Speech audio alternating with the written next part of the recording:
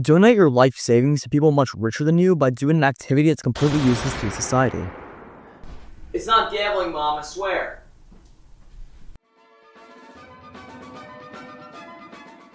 Investing is an umbrella term that can mean any number of things, but the most common definition of investing is buying something, hoping its value will go up, and then selling it for more than you bought it, making a profit.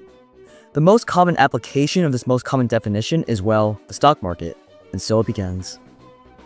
A company is anything that does business in order to make money. If people think the company is doing well, they will want to invest in the company so that when the company's value goes up, they'll make a profit. This is what the stock market is. A share is a portion of ownership in a company. If I buy Apple stock, I literally own a small portion of the company of Apple. If Apple is doing well and the stock price goes up, your ownership of Apple is now worth more and you make money. If Apple is doing badly and the stock price goes down, your ownership of Apple is now worth less and you lose money.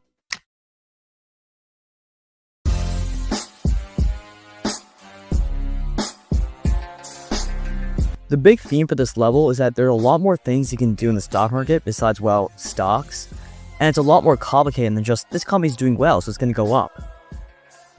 People often don't just look at stocks individually since they often are correlated with each other. This is why indexes were made. An index tracks the collective price movement of a group of stocks. For instance, the 500 biggest US stocks is known as the S&P 500. The S&P went up 1% today. That means, on average, the 500 stocks in it went up 1% today. An exchange-traded fund, or ETF, is listed on the stock market and often tracks these indexes, making them investable. The stock market should often not be looked as a chaotic flea market. Actually, no, it should. It definitely should. But what I mean is that the market often moves as a unified entity, meaning that there are factors that affect the market as a whole. Let's go back to when we talked about Apple stock. I said in level 2 that its stock price will go down if the company does poorly, but this isn't exactly true. There could be no clear cause and it's just following along with the movement of the market as a whole. Here's a chart of Apple stock side by side with the chart of the S&P. Some examples of broader market movements are bull markets and bear markets, where stocks collectively go up or down respectively. An example of something that affects the market as a whole is the economy. You've probably been hearing a lot of talk about rate cuts lately if you've been following the news. A rate cut would be bullish for the stock market since it decreases the interest rate at which these companies borrow money, lowering expenses and increasing profits. When buying or selling stocks, there's a couple of ways you can actually put in your order. Buying with a market order means that you just buy at whatever the price is right now, and buying with a limit order means that you buy as soon as it reaches a set price.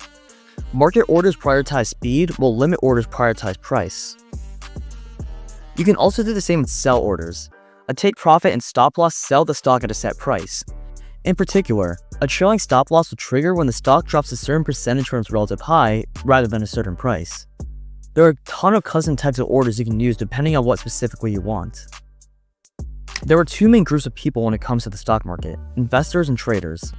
As aforementioned, investing is buying something for a long period of time and selling it afterward. You could buy Apple stock for a couple years to invest, but an arguably better option is to buy the whole market through the aforementioned index funds. Why? Well, investing in just one stock is risky. If you instead spread it across multiple stocks, you would be decreasing your risk significantly. That's the point of index funds.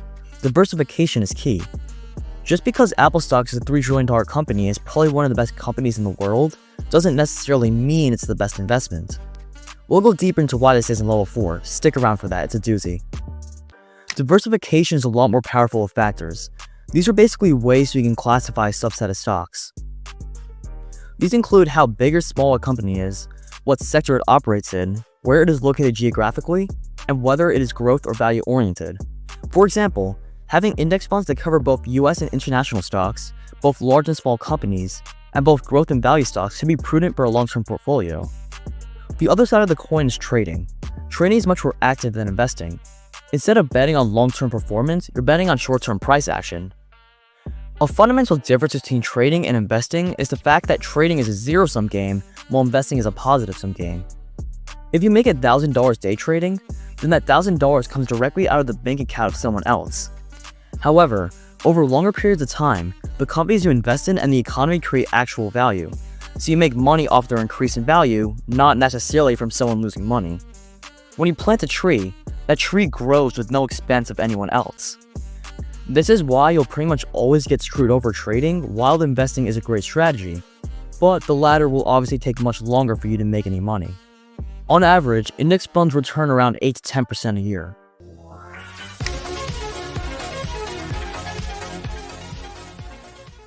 Let's zoom in for a second.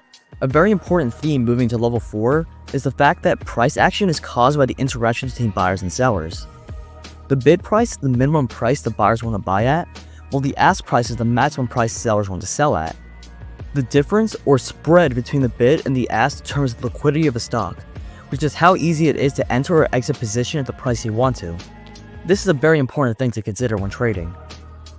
Alright, let's zoom back out. I know this might be a new concept to some of the WallStreetBets degenerates watching this video, but before entering a position, you're going to want to do some research and analysis to make sure it's actually a somewhat decent investment that'll make you money instead of burning it. Crazy idea, right? The two main types of analysis are fundamental analysis and technical analysis. Fundamental analysis is looking at the company to determine how much it's worth. You do this by looking at its financial information on their balance sheets, statements of owner equity, and income statements, and calculating numbers such as the price to earnings ratio and the enterprise value to earnings ratio. You then compare how much you think it should be worth to how much the market thinks it's worth right now, and buy and sell accordingly. Meanwhile, technical analysis is using statistical patterns in stock prices and extrapolating where you think the stock is going to go based on that. Technical analysis is a huge umbrella term with varying degrees of credibility. You use measures such as moving averages, the relative strength index, oscillators, Bollinger Bands, and so on.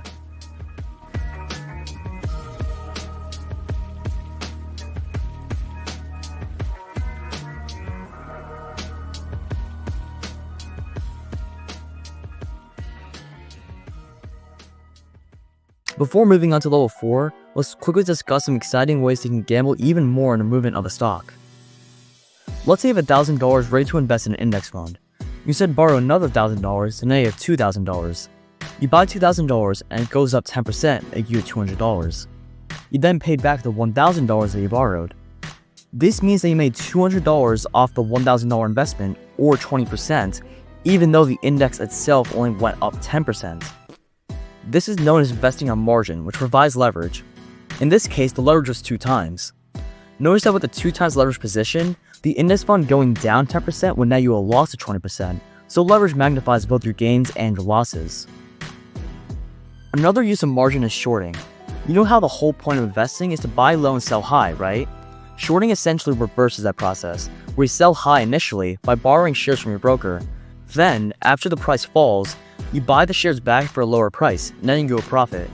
It's useful if you believe that a stock will be bearish in the short term. And we finally have derivatives. No, not this derivative, the reason why you failed 11th grade math, these derivatives. Derivatives are contracts that are bought and sold that derive their price from an underlying stock.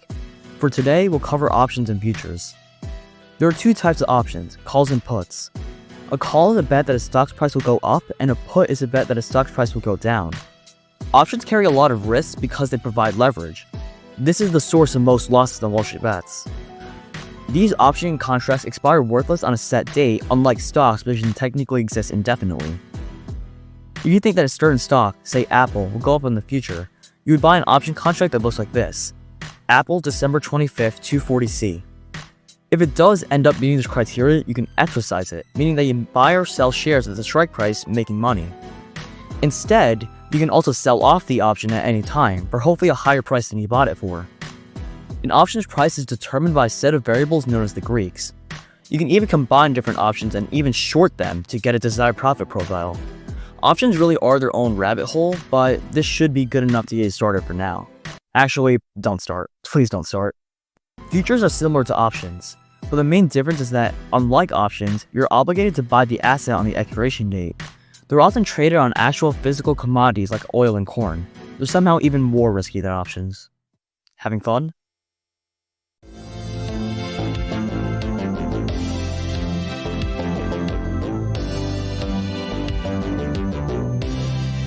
Well, now we're getting to the real 200 IQ stuff.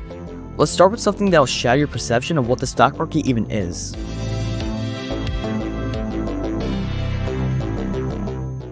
People say that AI stocks, such as Nvidia, are going to do great over the next decade because AI itself will develop and expand. What they're failing to realize is the fact that the reason why Nvidia has done so well over the past 2 years is because investors are already pricing in these expectations of Nvidia's future potential. If I know that Nvidia as a company will do well in the future, why wouldn't I, as a rational investor, buy right now? This means that stocks are always priced at the perfect price given all the information about it. This concept is known as the efficient market hypothesis. However, there is a small caveat. If we assume that the markets are perfectly efficient, a paradox is created. Efficiency implies that beating the market consistently is impossible. So, if it was impossible, rational investors wouldn't have a reason to actively trade and instead do something like passively invest in an index fund or something. But if people don't actively trade, the new information won't get priced into a stock share price, and so inefficiencies or mispricings will be created. The only way to resolve the paradox is if investors aren't perfectly rational. Then, mispricings arise since that's the literal definition of an inefficiency, thereby disproving the efficient market hypothesis.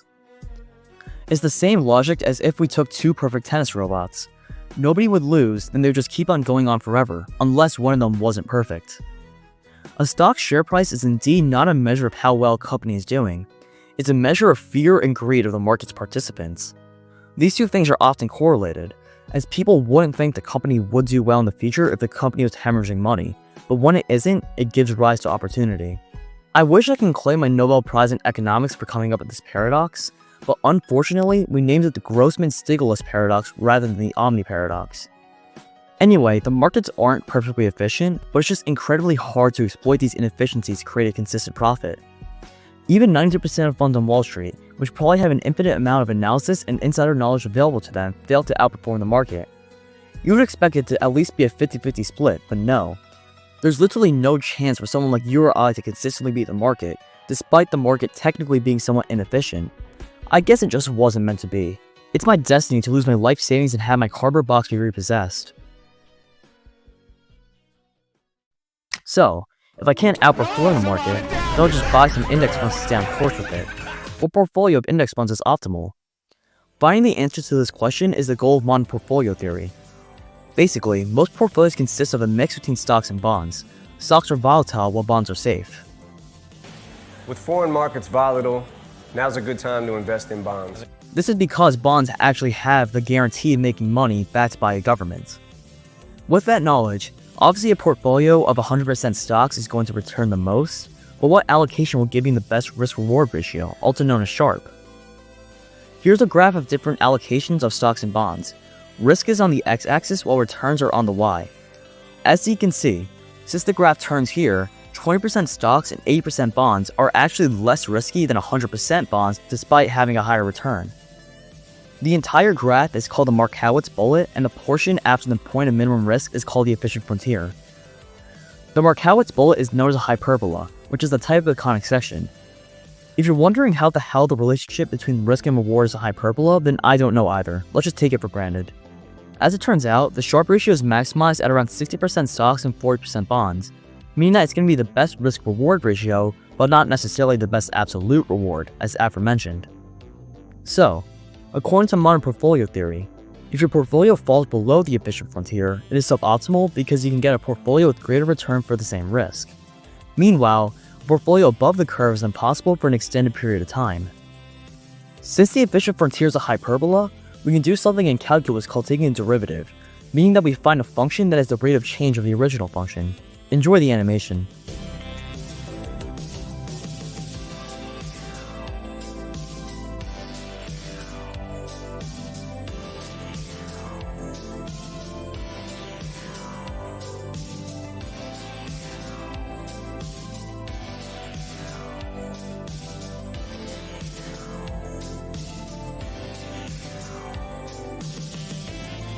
The first derivative, which is just the rate of change, is always positive, meaning that if risk increases, reward will always increase, which makes sense. Meanwhile, the second derivative, or the derivative of the derivative, is always negative, meaning that risk increases faster than returns increase. If I want to take on 1% more risk, I will always get less than 1% more return, and I will get less relative return the more risk we take on. Additionally, we can empirically see that if we calculate the efficient frontier, but with more uncorrelated assets, it ends up going up in the graph, meaning that we get more return for the same amount of risk. which is why diversification across factors is so important. I made a video purely about the efficient frontier, which is a great watch after this one. You'll definitely enjoy it. Okay, that's cool and all, but how does the market actually operate? Like, you see the market going up and down randomly, right? We already established in level 3 that this isn't because the company itself is suddenly doing better or worse every second, but if that's the case, then what actually is the cause? As it turns out, these are just completely random fluctuations in a phenomenon known as Brownian motion. Alright, look, I'm gonna be honest with you. When I was researching this topic, I came across so much mind-numbing financial jargon and absolutely unintelligible calculus that it genuinely gave me the worst headache of my life. I try to simplify it as much as possible and make it actually somewhat comprehensible, since I'm actually trying to learn something today. I'm sure you are too. There is a lot of math involved here, but I'll try to make it understandable for a 12-year-old, which I'm sure many of you are anyway. Brownian motion is a mathematical model that helps us understand the seemingly unpredictable behavior of stock prices over short periods of time. This is derived from the physics of particles continuously moving within a fluid. First of all, we need to describe how the stock market moves. There's a probability space that helps us understand the likelihood of different events happening. This is mainly represented through the concept of standard deviation. Basically, you know how stocks go up and down, right? That's pretty much what they do. On average, per day, accounting for both green and red days, the market goes up around 0.033% a day. It doesn't go up exactly 0.033% a day, however. There's variation, and we can calculate the expected amount of variation. After calculating through the data of the market, we can find that the average standard deviation of the market per day is 0.975%. Plugging this into the normal distribution, you can see that on a typical day, the market will turn anywhere from negative 1.917 to 1.983%. This is calculated since anywhere that is between two standard deviations added and subtracted from the mean contains 95% of the data in a normal distribution. If one day the market returns something outside that range, it is an outlier, and we can say that something unusual went on. After all, days where the market goes up 5% are far less common than days where the market goes up 0.5%. The Brownian model is how we determine the random movement over a defined time interval. This is a huge oversimplification, by the way, more for me than for you guys. The markets do not follow a perfectly normal distribution, but it's whatever, it doesn't matter too much for our purposes today. Brownian motion assumes that stock prices experience small, random price increments that occur over short periods of time that are pretty much instant. Each price increment is influenced between the interactions between buyers and sellers, which we will dive into further very soon.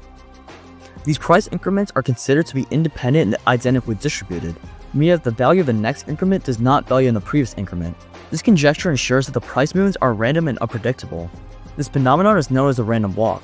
There is a defined long-term direction, which in this case is up, but the short-term price movements are random.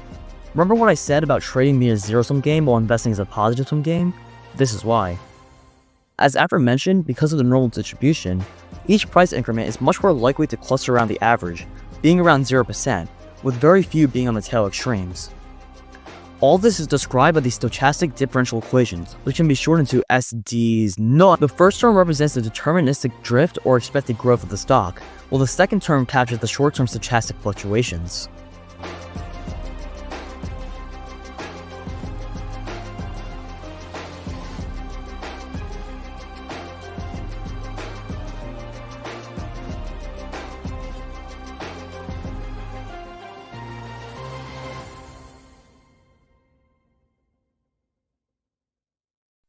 This topic is a true rabbit hole given how much I've already yapped about it, but I think we need to stop digging now before I go clinically insane, which I pretty much already am given I'm making this video.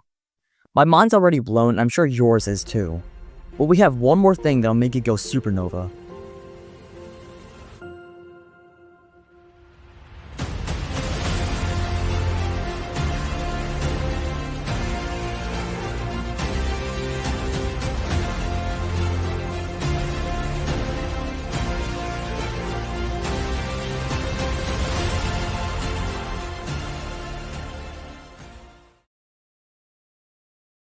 Let me ask you one simple question. What is the stock market? At its most simple definition, well, isn't it just a market where people agree on what the best price for a stock should be by constantly buying or selling? In other words, a stock price is a consensus of millions of different people's sentiment on how much it should be worth. When you have multiple things interacting, you'll find that the system as a whole has wildly unpredictable properties. These are known as complex adaptive systems and are found literally everywhere, from ecosystems, society, chess, and the universe itself. Think about the Big Bang. From a single starting point and a relatively simple set of starting conditions like a couple of fundamental constants, an entire universe is born. This universe, by definition, is the most complex thing that exists, with upwards of trillions of galaxies, each containing many billions of stars. Is there any way to predict that would happen? Why are things the way they are? For instance, why is a blade of grass on my lawn not a millimeter shorter compared to how it is now? We should be able to find why by tracing that back to the beginning of the universe, since we know the laws of the universe. However, if I actually try to do that, we run into a problem. I don't have a lawn because I live in a cardboard box. There is no way to know. There's around 10 to the power of 80 fundamental particles in the universe. They all produce a whole that is greater than the sum of its parts. There are so many possibilities that it may as well just be infinity. This phenomenon is known as emergence. Think about chaos theory, a whole branch of science dedicated to the unpredictable properties that arise in a system. If you have a single pendulum like this, you can completely predict it. It will just simply swing back and forth like you would expect. However, as soon as we just add one more node, it becomes completely unpredictable. As you can see, 3 double pendulums that start from the exact same position end up following completely different paths. The paths themselves are very complex and unpredictable as well. And that's just with 2 variables. Imagine one with millions. Now you know why it's impossible to predict anything in the market. Big moves in the market can be caused by literally anything. And because the stock market is a complex adaptive system, there's no way for us to know what caused it. This means that the stock market is not just unpredictable mathematically, it also is conceptually. Anything that involves moving parts interacting will behave this way. That one random day back in August where the market crashed like 7% pre-market and the VRX shot up to 2008 levels, that could have been caused by a butterfly flapping its wings in rural Peru. The GameStop rally? What caused the GameStop rally? Well, because people on WallStreetBets pumped it. Why did people on WallStreetBets pump it? Because Warren Kitty analyzed the stock and thought it was undervalued. Why did Warren Kitty think it was undervalued? What made him look at GameStop and not one of the thousands of other stocks? Do you see what I mean? We can go on forever. The stock market is a reflection of a fundamental truth about the universe.